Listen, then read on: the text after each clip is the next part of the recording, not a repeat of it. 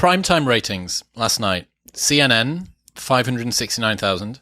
Fox News, 1.73 million. Okay. MSNBC, 1.86 million. The first episode of Tucker Carlson on Twitter, 82 million in 20 hours so far. So basically an 80x increase over what would be considered traditional mainstream media. Yeah, of 40, 30x over all three put Combined. together. Yeah. Wow. Where do you get your news from? Mostly the internet. How do you select your source and how do you bounce? We're in an interesting time, a time where I think people have more access to information than in the history of humankind. And it seems like every day we're through that envelope or threshold even more. I have seen it in myself. I've seen it in other people. I'm sure you have too. The pros of the internet is you can find anything you want to. The cons of the internet is you can find anything that you want to. If you go there pre-cocked or with some type of confirmation bias, let me just tell anybody what they're going to find on the internet, exactly what they're looking for. And you can get lost in fake news, literally like satire sites that sometimes are so ridiculously good, they're hard to tell that they're satire. Fucking totally here for it. You'll come onto traditional media outlets like the Fox News, the CNN, and I'm sorry if this day and age if people don't realize that everybody and that message is bought and paid for, I don't know how to help you because it's right there in your face. You'd have to be blind to not see it. And I don't have a problem with people getting news from either one of those sources. Let's just recognize there's a slant on it and a bias. And also they're in the business of selling ads, just like TV. So it leads you at this place. Where do you get information? Do you go on to Substack?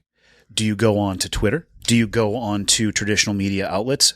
How much do you have to bounce it against the other side to determine that the information that you're getting is actually legitimate or real? Did you see the debate between Malcolm Gladwell and Douglas Murray a couple of months ago? No. You know Malcolm Yep. and Douglas as well. Yep. And it was a discussion around mainstream media basically needs to, it's not something that you should be able to trust.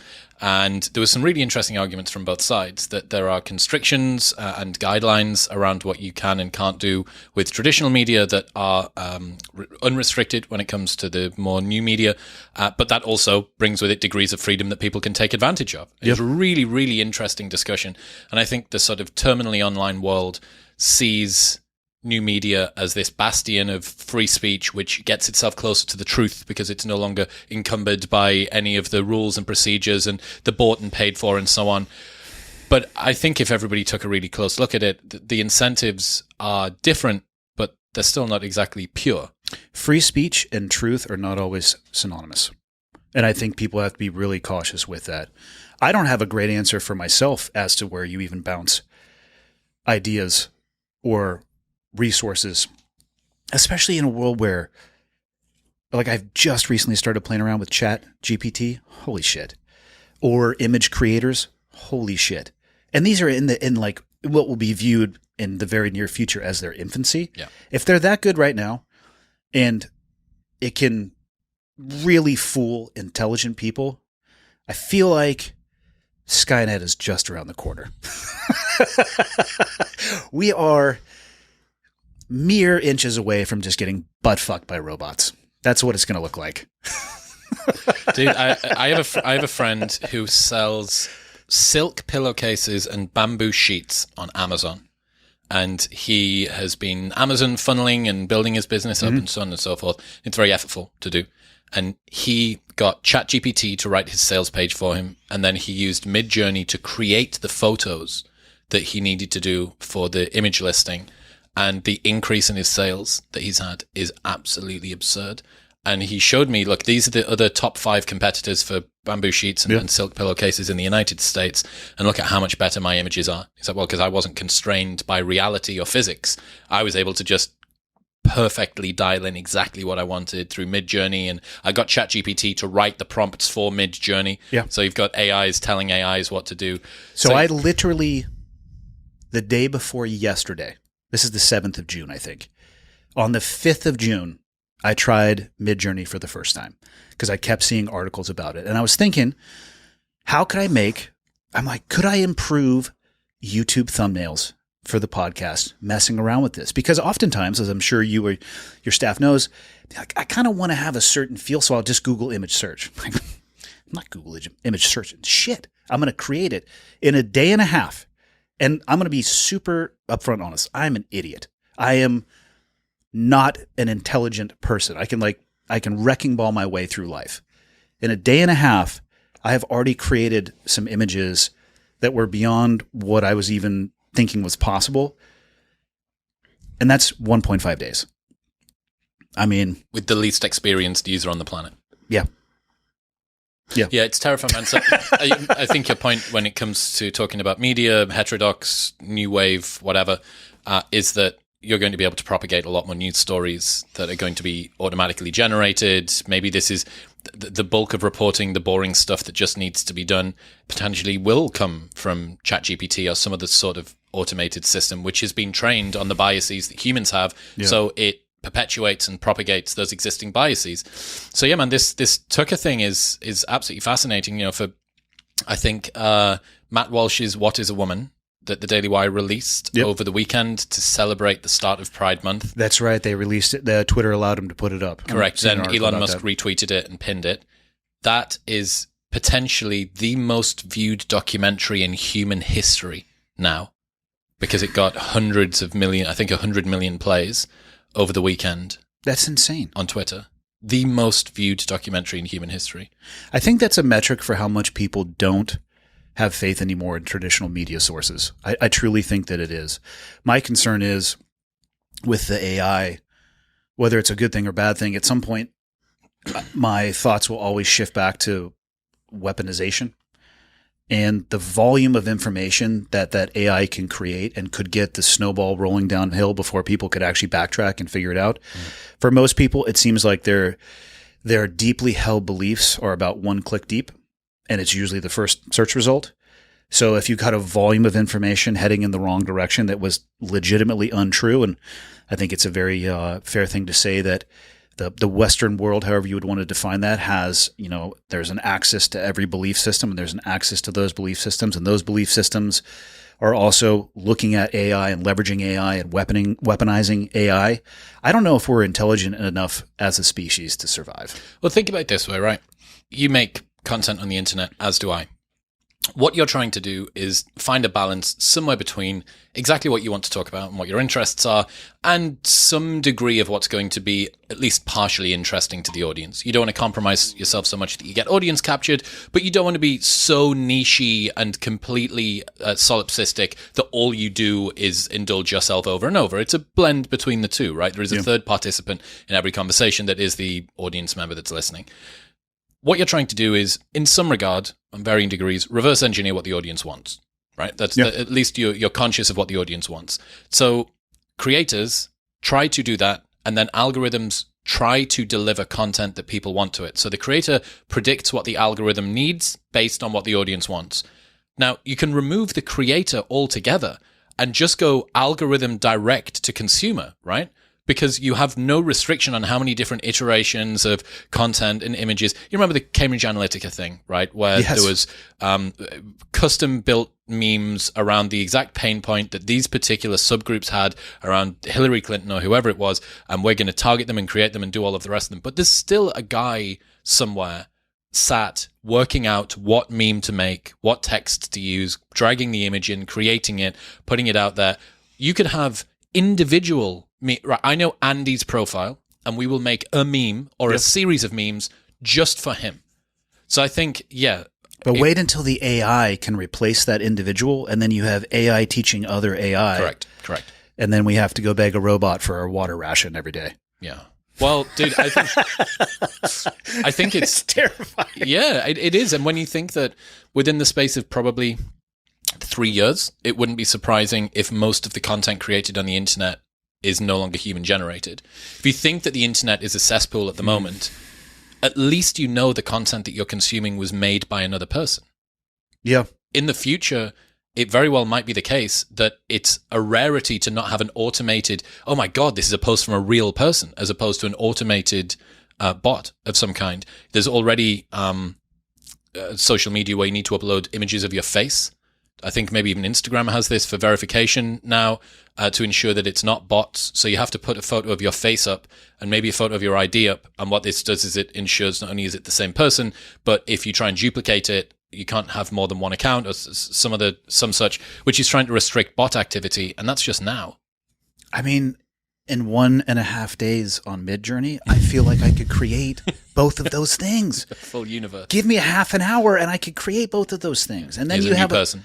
I mean, what happens when it gets to the point, if we're not already edging towards it already, where people are questioning every piece of information that comes at them because they don't know. They don't know if it's biased. I think we're already there. I think we're already there too, but I don't think we're trending for it to get better. I'm concerned that we're trending for it to get worse. And where does that land us? Where do people go at that point to actually get information about the world that they can trust? Well, you mentioned at the beginning that the issue that people have is now an abundance, not scarcity, right? There's too much information, not too little information. And very quickly, over the last sort of 30 years, the skill set that was most advantageous to a human went from someone who is able to seek out information to somebody that is able to discern information, right? It's now all about, can you work out how legitimate this is? Can you do your sources or your checks? A video from a friend of mine went hyper viral as he was talking about America is the third highest country out of 193 nations worldwide in gun crime. And if you were to remove the 5 largest cities for gun crime from that, we would move from third down to 190th or 189th or something like that. It took me one Google search to find out that that's not true. That's not even remotely. Sounds great, though. It sounds fucking amazing. Yeah, like, oh, fuck. Well, let's just cut these cities out of the U.S. Problem solved. And there was like a little bit of they're mostly blue cities and blah, blah, blah. And don't get me wrong, dude. If I'd heard it and I've propagated tons and tons of stuff like that, I heard this like little zinger, let me get it out there. That sounds cool. But yeah, that's you with your human biases. Imagine if you had a custom purpose-built viral machine that knew exactly the way to deliver it, that knew exactly what was going to trigger your... But going back to the Tucker conversation, right? You, as somebody that's been in this great nation longer than I have, how likely do you think it is that more and more of the news guys... Trevor Noah recently left his show. I think he was released or maybe left. Tucker Carlson, obviously released by Fox and now doing his own thing. What do you think the future of these sorts of news organizations would be if people can go and make 40 times the entire primetime ratings by going and YOLOing it themselves with a couple of students and a nice garage setup in their house? Maybe we don't need mainstream media anymore. I think we're through the looking glass on that one. I think that Tucker and just those numbers alone speak to how much people are looking to a traditional source. And the traditional models, I mean, I think they're mired in bureaucracy. I have been to the Fox News studio a few times. I've done a couple of written pieces for them and a couple of in-person stuff. And it is a large building with a massive amount of people that is constrained. You know, they do have different journalistic thresholds and barriers that they're going to need to at least be able to clear to present information and ideas, but they're way slower. And there are 100% soft and probably hard boundaries on what their hosts can say, what they can do. And I'm sure that the money is good. I have no idea what they make, but if somebody wants to go out and have complete flexibility and autonomy and probably actually make orders of magnitude more money by being on their own, why would you mire yourself in bureaucracy when you can put together a small team and be, the first person through the door and then reap the benefit of that? Are you on a network for your show? No, just the internet. No, but you know what I mean, like an iHeartRadio. No, right. I put it up on the normal platforms. Any sponsors that you handle yourself, either Correct. through an agency that's working like as a consultant for you? I used to go through the agency route, and then just due to my relationship with Evan at Black Rifle, I just streamlined it and was like, you know what? Perfect. How about we just do this? So my point being that even within our world, the new media thing, there are varying degrees of people being bought. Now, if it comes to networks and stuff like that, the people that are listening that are concerned, my favorite creators on iHeartRadio, maybe they're part of a globalist conspiracy. Those guys, they help with production, they help you get guests, and they sell ads, right? Like they're not really stepping into... It increases your reach. Largely, in the experience I do have with those things, there are other platforms, and maybe those platforms, whatever, they fall into whatever they're globalists or whatever it might be. That doesn't mean you, as somebody who has content on that platform, is a part of that. Correct. Yeah.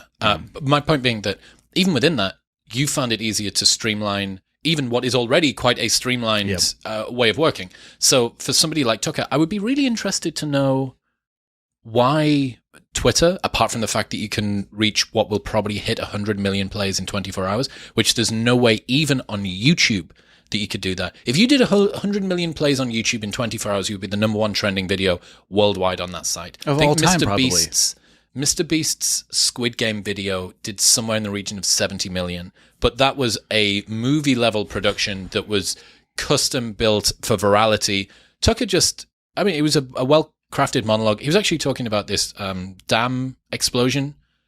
Have you seen this? Mm-mm. So Tucker points to Kyiv's possible role in the Kakhovka dam burst.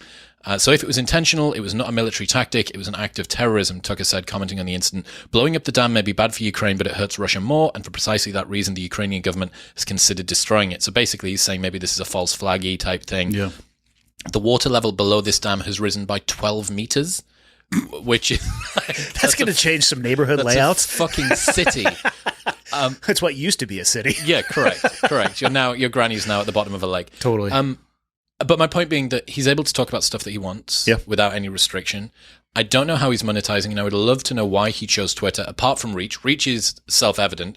Is he being paid? There's no ads as far as I can see. I do play for Twitter Blue, which means maybe I'm ad-free, so perhaps there would have been pre-roll ads running before it. Maybe people that have watched it that don't pay for Twitter Blue can tell us, or whatever, if they saw ads. But you didn't do this episode is brought to you by anything. There was no ads running partway through. It could lead to that. I mean, I don't know a whole lot about Tucker in the world that he comes from. I'm going to assume he was well taken care of when he was at Fox. So the move might actually be to drive awareness before the monetization. Yeah. Can you imagine the hammer you could swing in negotiation? Be like, oh, hey, by the way, I do about 100 million plays in 24 hours. So here's my rate. Yeah, exactly. Oh, you don't like my rate? Next. Sorry. Yeah, dude. So again, for the people that don't know this world, I would guess you could probably charge between a $10 and a $20 CPM on that. So that's per 1,000 plays, which is a fucking ungodly amount of money. Let's just multiply that by a number that has a lot of zeros. Yeah, correct. And it doesn't matter how much Tucker was being paid at Fox. Yeah, I can guarantee it wasn't that much. Nobody fucking talks those sorts of numbers. But I don't think he's in a rush to monetize. No.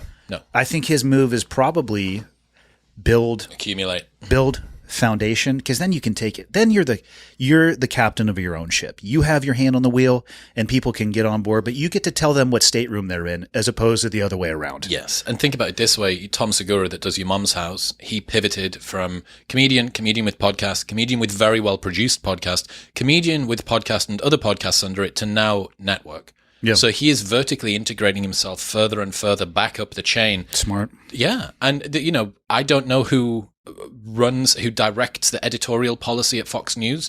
Something tells me that I've never seen them on TV, and I don't respect them as a creator. Oh, they're not a creator. I bet you it's a lawyer. Probably. Yeah. But I respect Tom Segura as a creator. I know that he understands the craft. So I go, oh yeah, that network has legitimacy. And Tucker Carlson will be able to lend legitimacy to other people that come below him. It's the same with Ben Shapiro on the Daily Wire, right? Shapiro, Jeremy boring, Jeremy not necessarily front-facing, but he's done well-crafted adverts, and I've seen him on podcasts, and he can speak. Mm-hmm. And, in a world of social media where people want that behind-the-scenes thing, they want to know Kim Kardashian's dog's name, and they want to know where Zac Efron goes for coffee on blah, blah, on his Instagram stories. I think that gives a degree of sort of resonance. Yeah. I'll be curious to see what he does with it. I mean, I guess the better metric will be, how does the second video do? Dude, honestly. Well, if the algorithm's anything to go by, that would be. What's happening, people? If you enjoyed that, then press here for the full, unedited episode. And don't forget to subscribe. Peace.